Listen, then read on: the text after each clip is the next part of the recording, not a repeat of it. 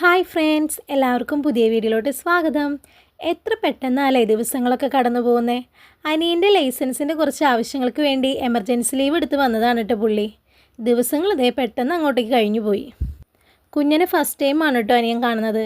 അതുകൊണ്ട് തന്നെ അവർ തമ്മിൽ നല്ല കമ്പനി ആയിട്ടുണ്ട്. ഇനി അവന് കൊണ്ടുപോകുന്ന സാധനങ്ങൾ ഉണ്ടാക്കുന്ന തിരക്കിലാണ് നമ്മളിപ്പോൾ. അരിയുണ്ട് ഇത് ഇവിടെ റെഡി ആയിട്ടുണ്ട്. അടുത്ത ഐറ്റം എന്ന് പറയുന്നത് ബിസ്ക്കറ്റാണ്.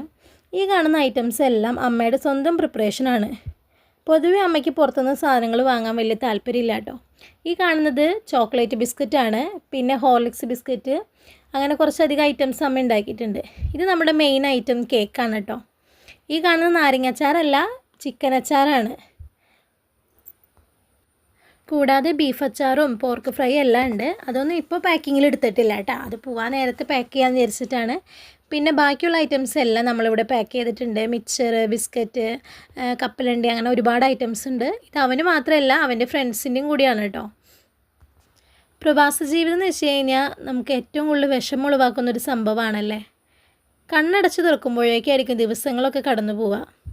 അപ്പോൾ നമ്മുടെ പാക്കിങ്ങൊക്കെ കഴിഞ്ഞു. ഇനി ഒരു അടുത്ത വരവിനായിട്ടുള്ളൊരു കാത്തിരിപ്പാണ് ഇനി.